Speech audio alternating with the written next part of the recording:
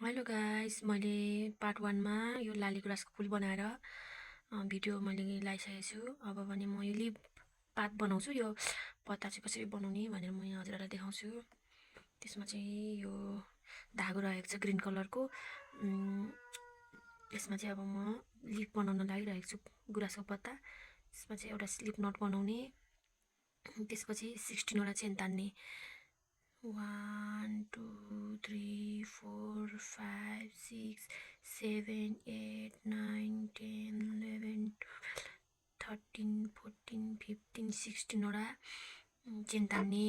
16 वटा चेन तानिसकेपछि सुरुको भागदेखिको सुरुको चेनदेखिको नेक्स्ट चेनमा चाहिँ यसरी छिराएर सिङ्गल क्रोसेट तान्ने। त्यसपछि हाफ सिङ्गल क्रोसेट नेक्स्टमा तान्ने।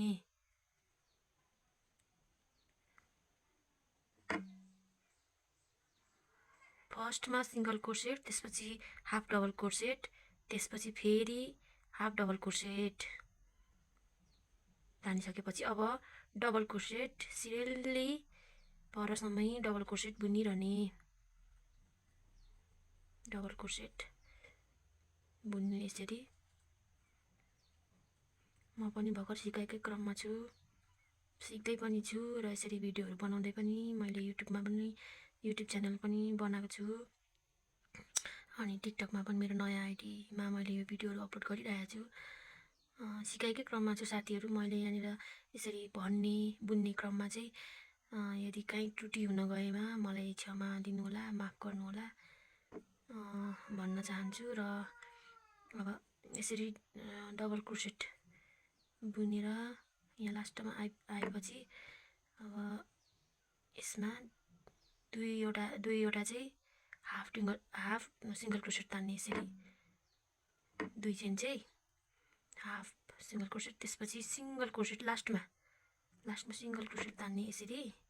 र हाम्रो यस्तो हुन्छ। यस्तो भएपछि अब फेरि पनि सेम ठाउँबाट यसरी सिङ्गल क्रोसेट तानेर यसरी बन्द गरिदिने। अनि एक चेन तान्ने, अनि यसलाई यस्तो घुमाएर फेरि सेम त्यही ठाउँबाट यसरी सिङ्गल क्रोसेट तान्ने।